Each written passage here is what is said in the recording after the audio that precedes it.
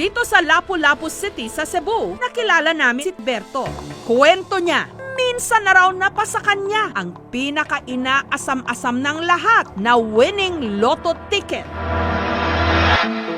December 2015, pagkatawid niya, himalang may nakita siyang lotto ticket na meron ng mga nakamarkang numero. May kung anong meron daw sa lotto ticket na yon na nabato-balani siya. Kaya agad siyang nagtungo sa pinakamalapit na lotto outlet. Yung numerong nakita niya sa lotto ticket sa kalye, ang tinayaan niya, 14, 43, 45, 05, 15, 37. Ibinigay ko yung numero sa lotohan. Sabi ko, ito yung tatayaan ko na numero. Kasi, first time ko lang naman talaga tumayan ng loto nun. Puro ending at wedding lang naman talaga tinatayaan ko. Pero hindi pa ako nananalo. Kasi kung mananalo man, ubos din kasi sa sobrang daming bumabalato. Kinabukasan daw nun, ang tinayaan niyang mga numero, di umano, tumama ng jackpot na 89 million pesos. Kinuha ko yung cellphone ko at tinignan ko sa internet kung anong numero ang lumabas sa loto nung araw na yun. Nung kinuha ko na yung ticket na tinayaan ko, pagtingin ko, sakto lahat ng numero lumabas. Sabi ko pa nga nun sa sarili ko, sa wakas, mayaman na ako. Gusto ko talaga makuha yung pera kasi sino ba naman na ayaw maging milyonaryo, di ba?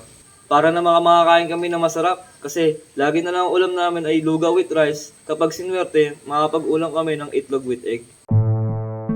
Makalipas ang 3 taon, ang bahay ni Berto marupok at hindi pa rin matapos-tapos. Wala rin silang kuryente at tubig. Malayong malayo sa buhay, milyonaryo o tumama ng loto. Kapag umuulan, palagi kami nababasa kasi laging tumutulo yung bubong namin. Kapag mainit naman, hindi tumutuloy yung bubong namin. Hindi ko rin naman kasi mapaayos kasi ang daming utang sa Bombay. Anong nangyari sa di umano'y 89 million pesos na na-jackpotan niya sa loto? Ayon kay Berto, ni hindi nga raw niya ito kailanman nahawakan. Dahil ang winning ticket napasakamay daw ng may-ari raw mismo ng lotto outlet kung saan siya tumaya. Ang itinuturing pa naman daw niyang kaibigan, si George. Sobrang lapit nga namin sa isa't isa kasi hindi kami magkalayo. Tawagan nga namin Lodi Pet Malu. Dahil natakot siya sa laki ng premyong 89 million pesos sa jackpot, ipinagkatiwala niya kay George ang kanyang winning lotto ticket. Nung ibinigay ko na sa kanya yung ticket, hindi ko naisip na lolokoy niya ako. Kasi akala ko babae lang nagloloko sa relasyon. Sinabihan daw ni George si Berto na tutulungan siya nitong mag-claim ng premyo sa Maynila. Sabi ko, Lodi Pet Malu, tumama ako sa loto. Tapos kinuha niya yung ticket at tinignan niya kung tumama talaga ako. Tapos nung nakita niya na yung ticket, binalik niya sa akin. Sabi niya, pirmahan ko daw. Tapos sabi niya, bumalik daw ako sa kanya bukas at isasama niya ako sa Maynila. Kaya kinabukasan, agad daw sinamahan si Berto kina George para bawiin ang di manoy winning lotto ticket. Pero si George, itinanggi na may ibinigay sa kanyang lotto ticket si Berto. Kaya sinamahan nilang magreklamo si Berto sa barangay. Sa unang paghaharap pa lang daw, itinanggi ni George ang mga paratang. Hindi ko alam kung ba't niya nagawa sa akin yun Lumapit pa nga raw sila sa isang albularyo na nagsabi na ang winning lotto ticket daw ni Berto nasa pamangkin ni George. Sabi po nung albularyo, nasa pamakin niya daw po yung ticket. Yun daw po ang may hawak. Lumakas pa raw lalo ang kanilang kutob nung sa mga sumunod na taon, biglang lumaki ang bahay ni na George. Nagkaroon din daw ng bagong van. Kaya naman ang simpatsya ng mga tiga-barangay Mactan napunta kay Berto. Sana makuha niya na yung panalo niya para makapag-inuman na kami. Dahil kasi mangga yung pulutan namin sa inuman Sana makuha niya na yung tama niya. Babalato kasi ako sa kanya. Samantala, matapos ang 3 taong pananahimik, sasagutin na raw lahat ni George ang mga ipinupukol sa kanyang akusasyon sa kondisyong hindi ipapakita ang kanyang mukha. Pinagdidiinan niya, wala raw inabot na lotto ticket sa kanya si Berto. Nagulat na nga lang daw siya nung pumunta si Berto at hinahanap sa kanya ang di manoy nanalo nitong ticket. Hindi po totoong nanalo sa loto si Berto. Dahil sa ending po siya nanalo.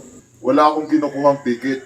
Kaya naman daw hindi na niya sinipot pa ang mga sumunod na hearing sa barangay dahil pakiramdam niya, nasabi na niya lahat ang kanyang panig. Sa unang beses pa lang nila paghaharap, nasasaktan din daw siya at ang kanyang pamilya sa chismis na sila'y nanloko. Sabi sa akin ng mga tao, manluloko daw ako. Kaya ayaw na nilang tumaya sa tutuan ko. Kaya ang ginagawa ko, nagpapainding na lang po ako. Kasi sayang din po ang kikitain doon. Lahat daw ng kanilang mga ari-arian kayang ipaliwanag ni na George. Nakapagpagawa na kami ng bahay bago ng issue na yun. Saan po galing yung pinagpagawa po ng bahay nyo? Siyempre, sa pagpapainding ko, minsan nagtitinda po ako ng balot sa tanghali. Sa gabi naman, nagtitinda ako ng taho. Bago pa raw sila nadamay sa kontrobersya, meron na silang 3 Lotto outlets. Pinaghirapan ko yan. Halos lahat ng trabaho, pinasok ko na, kahit nakasarado. Yung pagpagawa namin ng bahay, yung mga sasakyan namin, lahat yun pinaghirapan ko. Ang tanong pa rin, sino kina George at Berto ang nagsasabi ng totoo? Nag-imbestiga kami.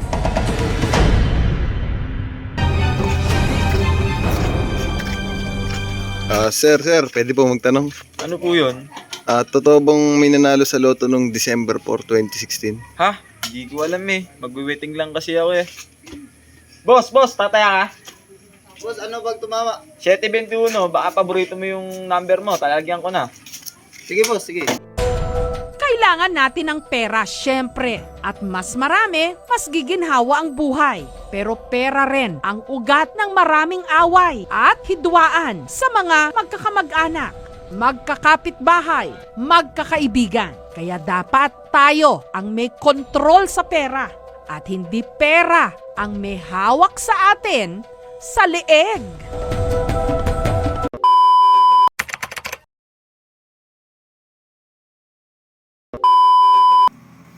Yo, shoutout pala sa aming kapitan na si Boss Alan Expression. At shoutout din ka pala kay Ate Iday.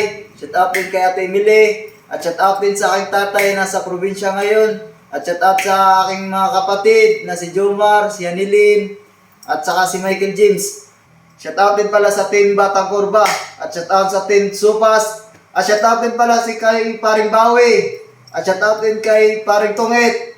Shoutout din pala kay Paring Imar, Paring Riniel, at shout out din kay Paring Ice, at shout out kay Paring Bato, at shout out din sa aming editor na si Jilo, at shout out din pala sa aming yung kasama ko sa vlog ay si Yokib, at shout out sa nanonood sa aming YouTube channel, at shout out din sa aking kuya na si Jomar Falcon, at shout out kay Bongbong Mamuyak, at shout out kay Ate Jibil, ay shout out kay Kuya JR, ay shout out din pala sa mga konsyal ngayon, si Kuya Lando. At shout out din kay Kuya Benito. Ay shout out din pala sa kay Boss Iyong. At shout out kay Ate Maya. At shout out din pala sa aming si tito ko ay si Jerry Punay. At saka si Joel Punay. At shout out sa nanay ko na si Helinda Punay. Shout out din kay Boss Kadya na Team Kurba ngayon sa nagbabasketball. At shout out din pala sa kay SK, Brian. At huwag niyo makakalimutan mag-like, mag-share, mag-subscribe sa aming YouTube channel. Maraming salamat po.